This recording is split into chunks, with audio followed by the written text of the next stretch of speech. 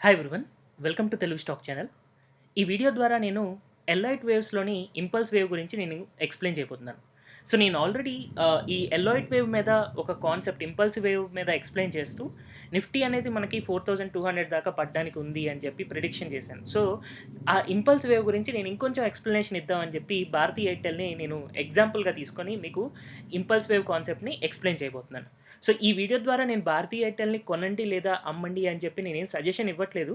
Just impulse వేవ్‌ని explain చేయడం కోసం మాత్రమే ఒక ఎగ్జాంపుల్ కింద భారతీ ఎయిర్టెల్‌ని తీసుకొని మీకు ఎక్స్‌ప్లెయిన్ చేయడం జరుగుతుంది. సో, ఫస్ట్ ఇంపల్స్ వేవ్ అనేది ఇలాగా మనకి ప్రైస్ యాక్షన్ అనేది ఇలా పైకి వెళ్తూ ఉంటుందనమాట. లేదా కిందకి వెళ్తూ ఉంటుంది. సో, దీంట్లో మనకి 5 వేవ్స్ ఫార్మ్ అవుతాయి. సో, ఈ 5 వేవ్స్ ఫార్మ్ అయ్యేటప్పుడు నాకు ఇలాగా ఫస్ట్ 1, 2, 3, 4, 5 నంబరింగ్ ఇచ్చాను గదా! ఇలాగా నంబర్ 1 వేవ్ పైకి, 2 కిందకి, 3 పైకి, 4 కిందకి అండ్ 5 పైకి ఇలాగా ఇంపల్స్ వేవ్ అనేది క్రియేట్ అవుతూ ఒక పర్టిక్యులర్ స్టాక్ కానీ లేదా మార్కెట్ గానీ పెరుగుతూ ఉండొచ్చు. లేదా దీన్నే రివర్స్‌లో పడుతూ ఉండొచ్చనమాట.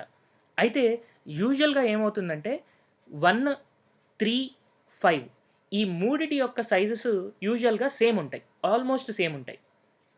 అలాగే 2 అండ్ 4 సైజెస్ ఆల్‌మోస్ట్ సేమ్ ఉంటాయన్నమాట. సో, ఒకవేళ నేను దాన్ని రేషియోస్ వైస్‌గా తీసుకుంటే సపోజ్ నాకు 1 వేవ్ యొక్క లెంత్ 5 పాయింట్స్ ఉంటే అలాగే 3 వేవ్ యొక్క లెంత్ గూడా 5 పాయింట్స్ దగ్గర దగ్గరగా ఉంటుంది. అండ్ అలాగే 5 వేవ్ యొక్క లెంత్ గూడా దగ్గర దగ్గరగా 5 పాయింట్స్ ఉంటుంది. అండ్ అలాగే 2 అండ్ 4 ఏవైతే వేవ్స్ ఉన్నాయో వాటి యొక్క పాయింట్స్ దగ్గర దగ్గరగా 3 పాయింట్స్ ఉంటాయి. సో, ఇలాగా యూజువల్‌గా ఇంపల్స్ వేవ్‌ని ఎక్స్‌ప్లెయిన్ చేస్తూ ఉంటారనమాట. అయితే ఈ ఇంపల్స్ వేవ్స్ ఫార్మ్ అయ్యేటప్పుడు యూజువల్‌గా ఫిబొనాచి రేషియోస్ ఫాలో అవుతూ ట్రావెల్ అవుతూ ఉంటాయన్నమాట. సో, ఆ ఫిబొనాచి రేషియోస్ ఎలా ఉండొచ్చంటే, ఇప్పుడు నాకు సపోజ్ ఫస్ట్ వేవ్ ఫార్మ్ అయింది. కింద నుంచి పైకి గనక నేను ఫిబొనాచి గీసుకుంటే, అప్పుడు ఏదైతే సెకండ్ వేవ్ యొక్క బాటమ్ ఉందో, ఆ బాటమ్ 38.2 రిట్రేస్‌మెంట్ నుంచి 61.8 రిట్రేస్‌మెంట్ మధ్యలో ఉండొచ్చు. తర్వాత మళ్ళీ ఎప్పుడైతే నాకు సెకండ్ వేవ్ అయిపోయి థర్డ్ వేవ్ ఫార్మ్ అయిందో, ఆ థర్డ్ వేవ్ బాటమ్ నుంచి టాప్‌కి గనక నేను డ్రా చేసుకుంటే ఫిబొనాచి, అప్పుడు ఆ ఫోర్త్ వేవ్ యొక్క బాటమ్ అనేది 38.2 నుంచి 61.8 దాకా ఉండొచ్చు. సేమ్ అలాగే ఎప్పుడైతే నాకు ఇలా ఫిఫ్త్ వేవ్ ఫార్మ్ అయిందో, ఫిఫ్త్ వేవ్ ఫార్మ్ అయిన తర్వాత దానికొచ్చే సెల్ టార్గెట్ కూడా మనకి యూజువల్‌గా 38.2 నుంచి 50% రిట్రేస్‌మెంట్ వరకు ఉంటుందన్నమాట. ఇలాగా మనం ఒక ఇంపల్స్ వేవ్‌ని చూసినప్పుడు మనం మార్కెట్ డైరెక్షన్ అనేది పైకి, కిందకి వెళ్తూ ఉంటుంది అని చెప్పి మనం ఎక్స్‌పెక్ట్ చేసుకోవచ్చు. అండ్ మనం ఇంత లెంత్ పెరిగిన తర్వాత మళ్ళీ పడడం, మళ్ళీ పెరగడం ఇదంతా కామన్‌గా వస్తుంది అని అనుకోవచ్చు. రైట్? అయితే ఇప్పుడు నిన్నటి రోజున భారతీ ఎయిర్టెల్‌లో ఆల్రెడీ వాళ్ళ క్వార్టర్లీ రిజల్ట్ వచ్చింది. ఆ క్వార్టర్లీ రిజల్ట్‌లో చాలా లాస్ వచ్చింది. Almost 7,000 crores single time loss ఒకటి చూపిచ్చారు. ఈ లాస్ వచ్చినా కూడా మనకి భారతీ ఎయిర్టెల్ అనేది దగ్గర దగ్గరగా 10% పెరిగింది ఇవాళ. సో, ఇంత 10% పెరగడానికి వెనకాల టెక్నికల్ రీజన్ ఏంటి అంటే ఎమోషనల్‌గా అలా ఆడుకుంటే కానీ చాలామంది పబ్లిక్ నష్టపోరనమాట. ఈ ఎల్లైట్ వేవ్ కాన్సెప్ట్ ఎంతమందికి తెలుసు? సో, మార్కెట్ ఇవాళ ఇక్కడి దాకా పెరగాలి అని జెప్పి న్యూస్ అనేది ఎప్పుడు కూడా మార్కెట్‌ని పైకి, కిందకి తీసుకెళ్లదు. న్యూస్ దేనికి అంటే జస్ట్ పబ్లిక్ మనలాంటి వాళ్ళు డబ్బులు పోగొట్టుకునేలాగా చేయడం కోసం మాత్రమే న్యూస్ ఉంటుందనమాట.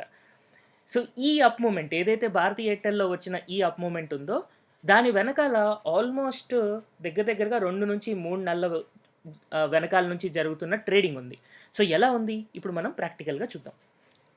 సో, ఇది నాకు భారతీ ఎయిర్టెల్ చార్ట్ అనమాట.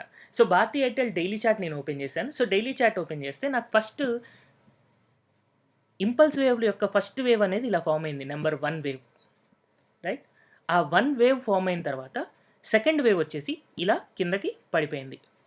సో, ఈ రిట్రేస్‌మెంట్ ఏదైతే ఉందో అది మనకి యూజువల్‌గా 38.2 రిట్రేస్‌మెంట్ నుంచి 50% రిట్రేస్‌మెంట్ మధ్యలో ఉండాలి.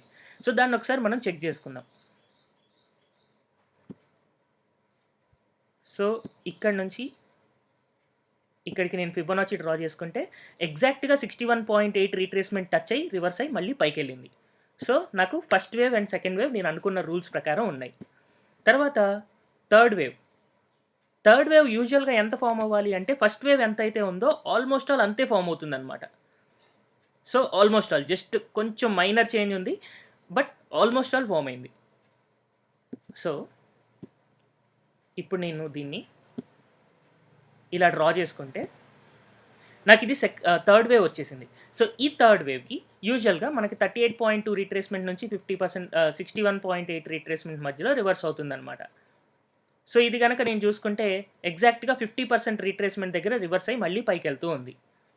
సో, 38.2కి 61.8కి మధ్యలో ఉంది. తర్వాత ఫోర్త్ వేవ్ వచ్చేసి ఇలా కిందకి ఫార్మ్ అయింది గదా! సో, ఇప్పుడు నాకు fifth wave. So, fifth wave ఎక్కడి దాకా రావాలి? ఆల్‌మోస్ట్ ఆల్ ఈ సైజ్ దాకా రావాలి. అంటే సమ్‌వేర్ అరౌండ్ 600 దాకా రావాలి. సో, మరి భారతీ ఎయిర్‌టెల్ నిన్న అంత నెగెటివ్ న్యూస్ వచ్చింది. క్వార్టర్లీలో అంత పెద్ద లాస్ చూపిచ్చింది అని చెప్పినా కూడా మార్కెట్ ఎందుకు పెరుగుతుంది అంటే, ఈ ఎల్లాయిట్ వేవ్ యొక్క మూవ్‌మెంట్ అనేది అక్కడి దాకా ఆల్రెడీ డిజైన్ చేసి ఉంది. సో, మీకు ఆ న్యూస్‌తో సంబంధం లేదు.